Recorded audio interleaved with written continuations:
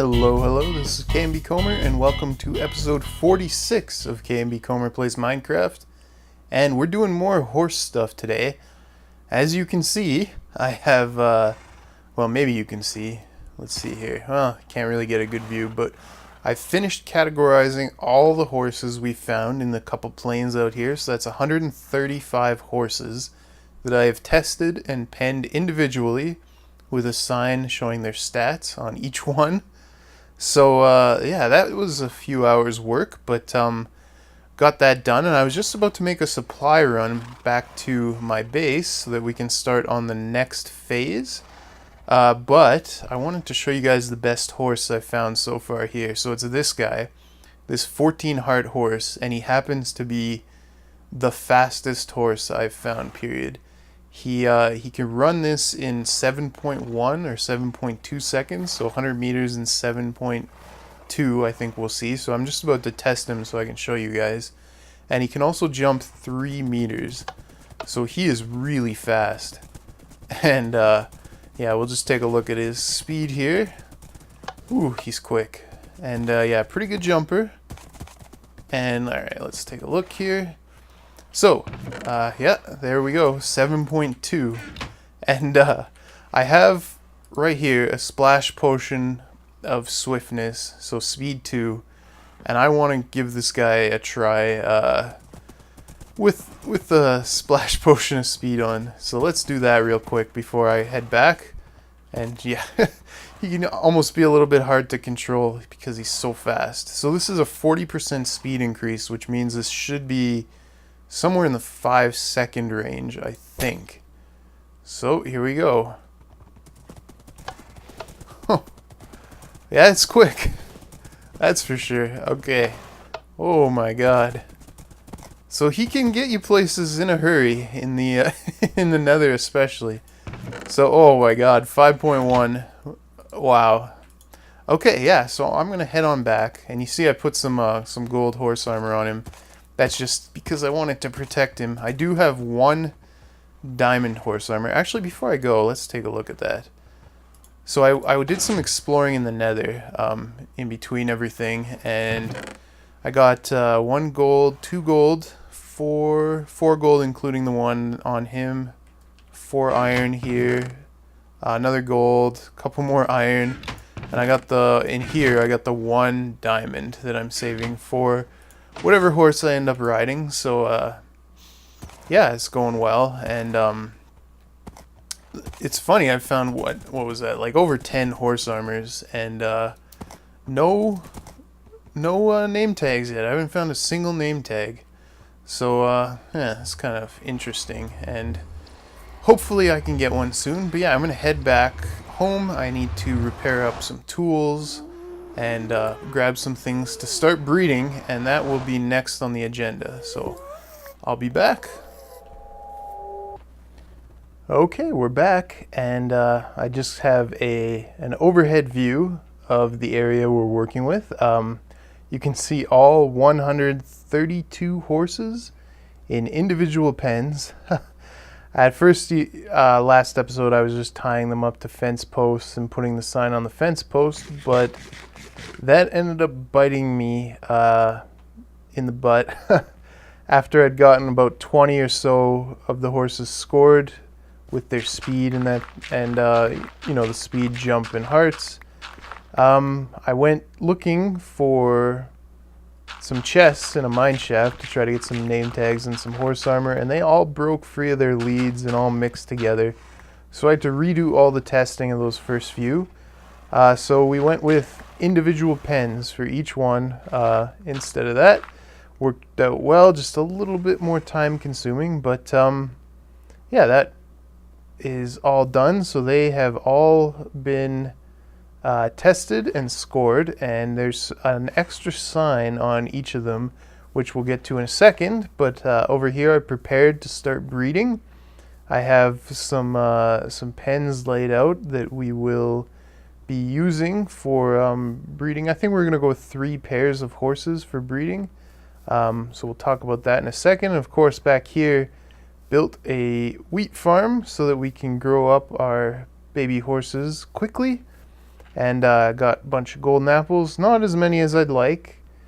Really expensive now, needing 8 gold bars per, gold ingots per. But yeah, now it's time to get on to some math. So I hope this isn't too dry, but what the goal was here with finding out their hearts. So this guy at the top, his heart's 12.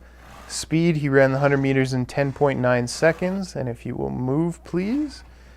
2.25 was his jump height.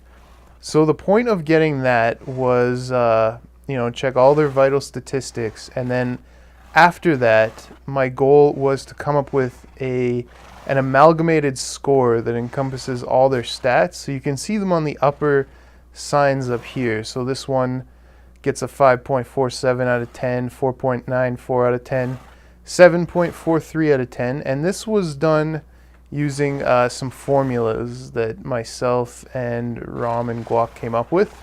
So yeah, let's get on to those. So we had 132 horses, and what we did with that number is we just we made an assumption that we had a large enough sample size that we would see minimum and maximum values for each attribute. So for example, the fastest horse we've seen ran the 100 meters in 7.2 seconds. So we're using that as an absolute minimum value for what the horses can run. And the slowest horse ran the 100 meters in 19 seconds. So we're using that as a maximum. We didn't find a single horse that could jump less than 1.625 meters, which is represented by this here. So every horse was able to jump over this. So we're assuming that that is the minimum jump height. And we didn't find a single horse that could jump more than 5.125 meters. So we're using that as the maximum. And then, of course, hearts. We found several horses that have 15 hearts, several that have 7. So we're using those values as our minimum and maximum number of hearts. So yeah, those are the values we used to come up with the formulas. So let's take a look at them here. So the first one, health. The way this formula was derived, we're looking for a score between 1 and 10 for health. So we're using 1 as the lowest possible score. So a 7 heart horse will get a score of 1. A 15 heart horse will get a score of 10. So what this formula does is it takes each increment in health. I'm not doing a great job explaining this. So from 1 to 10, there are 9 jumps in score. So 2, 3, 4, 5, 6, 7, 8, 9, 10. And then of course between 15 and 7, there's a difference of 8. So what we're doing with this 9 divided by 8 is coming up with a constant for each horse that we're multiplying by in order to get the score it gets for each individual heart beyond the minimum that it has. So 9 divided by 8 equals 1.125. So if a horse has 8 hearts, that's 1 above the minimum. We plug that in as the x value. So we take 8 minus 7, that gives us 1. We multiply that by 9 divided by 8, which is 1.125. So then we get 1 plus 1.125. So an 8 heart horse would get a score of 2.125 for health. And then a 7 heart horse, we'd have 7 minus 7. That would be 0. So then a 7 heart horse just has a base score of 1.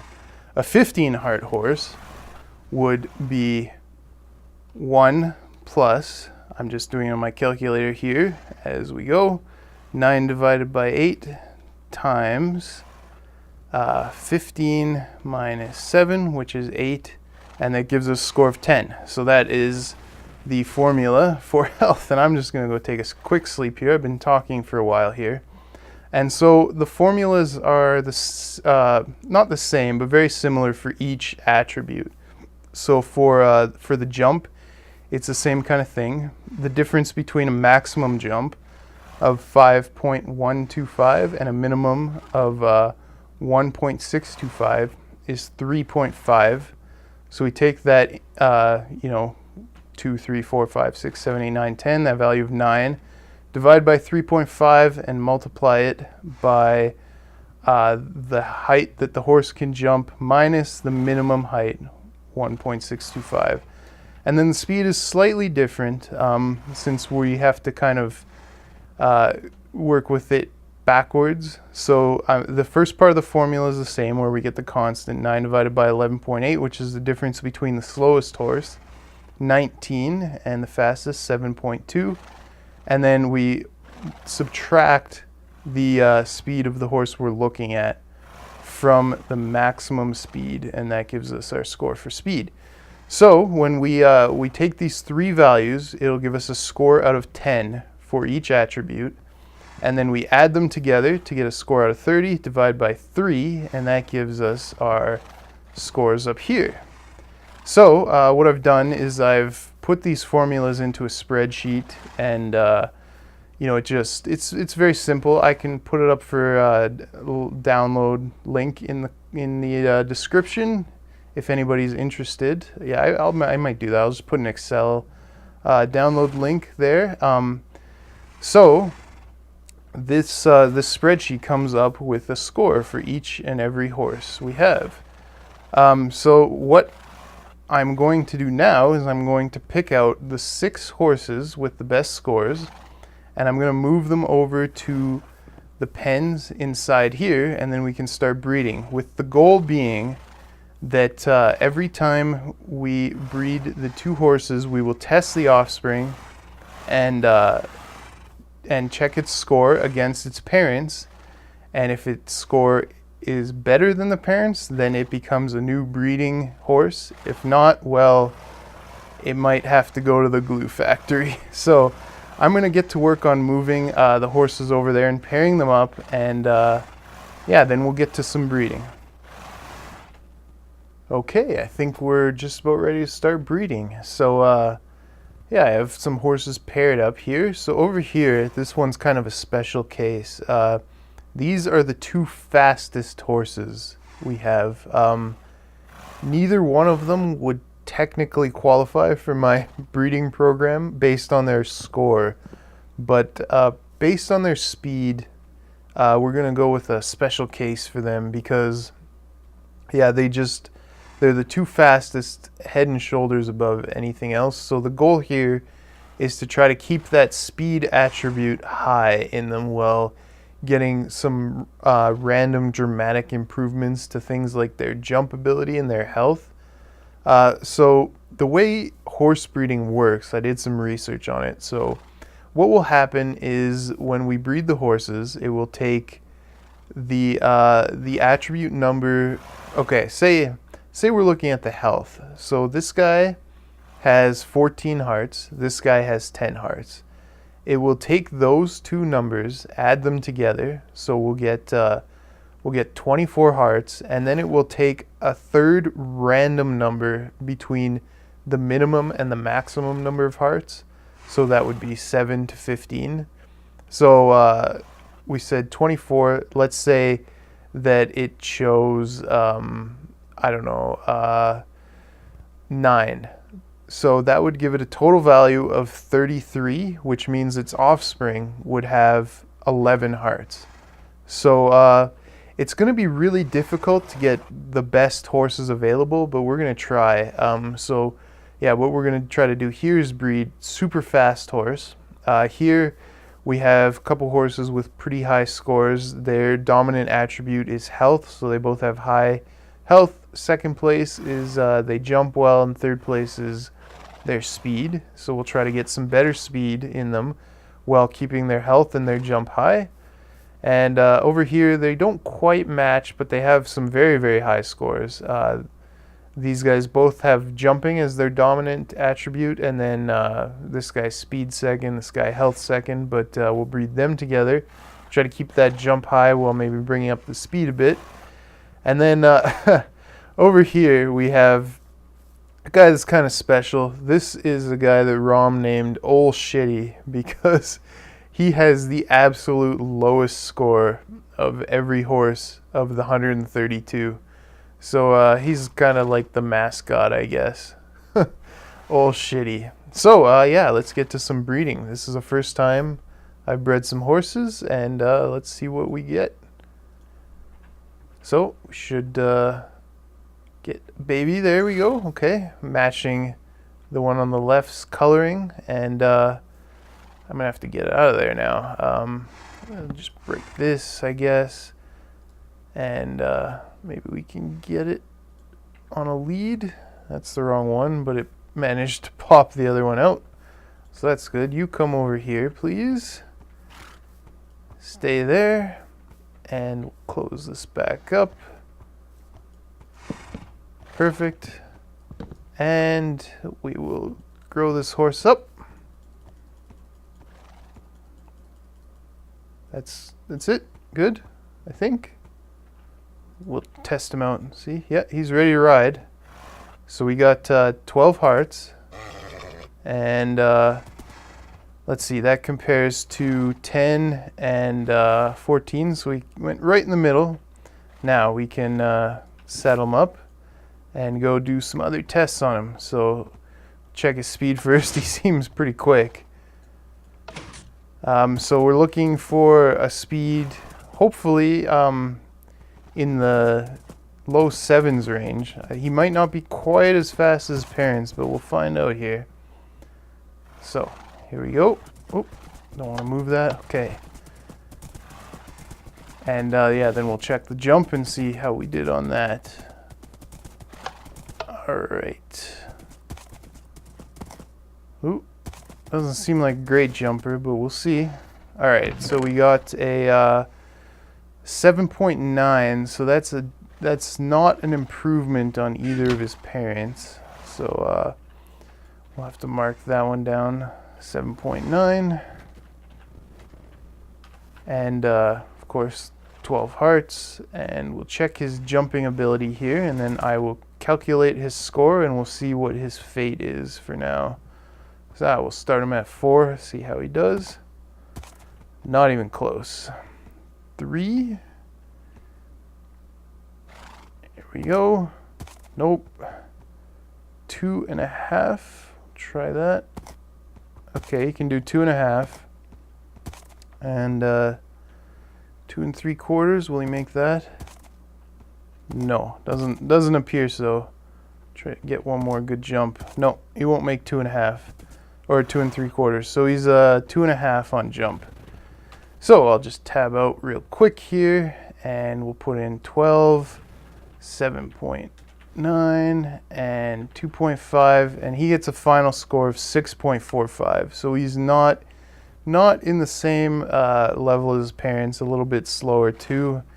So that isn't a great result for our first breeding, but that's to be expected. It's going to take some work. And yeah, I'm going to breed up the other 2 breeding pairs, and we'll see how those turn out. Well, I've done 2 rounds of breeding with each pair, and we have yet to have any of them beat their parents. Over here we have the special case where we're breeding for pure speed. These 2 horses ran 7.9 and 8.3, which means that these are still faster. So neither of them will be replaced, even though these both scored higher than this horse. They ran at least 0.4 seconds slower. So this is staying the same for now. Over here we had a low of 8.3 on the parents, and these were kind of disappointing. 7.75, 6.82. This one ran quite slow, so neither of these will be replacing their parents either. Sorry guys. And then over here, 8.08, 7.15 were the offspring, and the parents are 8.44, 8.85. So no luck here either. But you know, I was kind of expecting that. I knew it wouldn't be easy to beat these horses with their high scores or their extreme speed. but we're just looking for incremental improvements. Over time, we want to inch these scores closer to 10. I don't know if we'll ever hit a score of 10 across the board. It could be impossible, I don't know, depending on how the game does its rounding, but we're going to keep working on it over time, over weeks and months. Whenever we got time, whenever we feel like it, to inch these scores upwards. But I'm going to do some more breeding until I run out of golden apples, and we'll see if we get any really strong horses that beat their parents. So yeah, I'm going to keep testing, and I'll be back. Well, I'm done with the golden apples. I only got the one left, so we're done breeding for now. But just going to show you guys the results.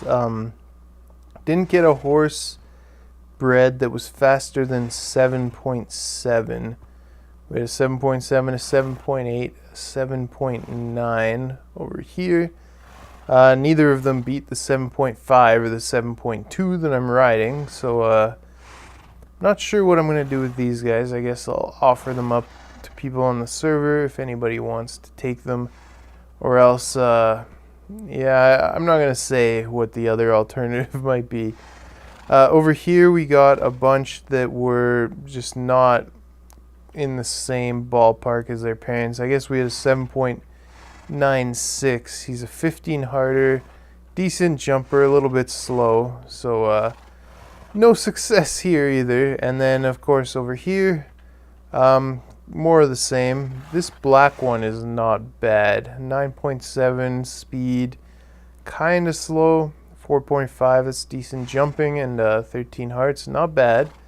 So we're going to keep working at it, but being out here has really made me realize that I'm going to need a better source of gold if I want to keep at this. So I've been thinking of maybe working on a gold farm in the Nether, farming zombie pigmen. So that might be something that we'll be working on very soon, and in fact I might take a little step towards that to finish this episode off, but I am heading back to my place, so yeah, I'll meet you there. Well, I'm back at my house watching the beautiful sunrise on my balcony here, and I've just been doing some work in here, preparing for the next project I want to work on, which would be a gold farm in the Nether. So I haven't done any actual building in the Nether, but I've been working in the house a little bit here. Got some stairs in place. Got spot dug out where I'm thinking of putting my bedroom. And I got these two portals here. So one of them is just straight Nether access, and the other is bedrock access. So I'm going to attempt to link these up, one to a portal in the Nether and one to a portal above the bedrock. Now I won't lie, I've been above the bedrock very recently.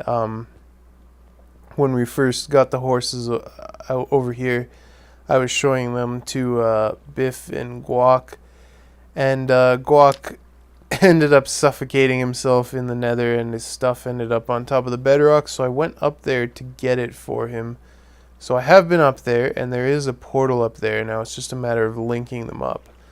So this portal, I suspect, will take me to the test setup for that Nether item transport that I was working on. So let's take a look here, and we might have to end up moving that one.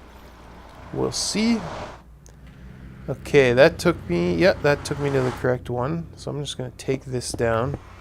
Got it documented so I can rebuild that if and when I need to. So let's see here. I was looking for, let's see, negative 1344.53.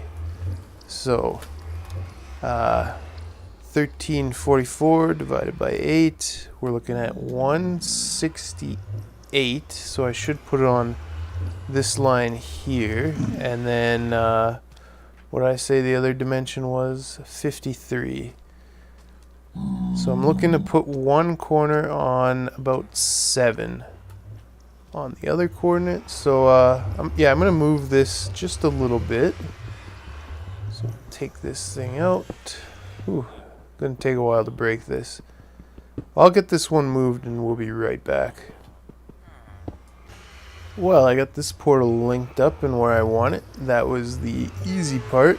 Now comes the slightly trickier part, getting this bedrock one lined up. So we have a corner at about 58.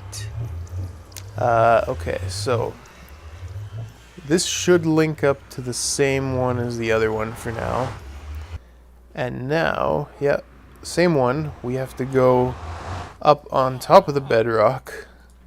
Risky maneuver time. And get a portal in the right place there to link up. And then we should be good. So all I need to do is find a spot where I can get right up to a corner in the bedrock. So let's see here. I need to, just find a place where I'm up as high as possible, and then I can ender pearl through. So let's see here. This is probably the highest. Okay, that looks like the highest point of the bedrock. Yeah, that is. Pretty sure. So here goes nothing. Okay, we're through. That was easy. And there's the portal that I've already placed. And we will move this one to the correct spot. So I'm just going to break one corner of this for now so that it's not linked to anything. And we are looking for, what did I say? Negative 1344. We're looking for 168. And about 7.25, so we'll have to maybe move that over a bit.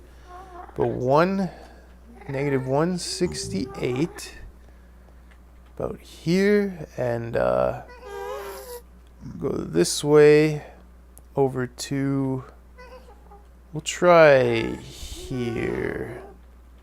I think hopefully this will work, and we want it oriented east-west, I believe.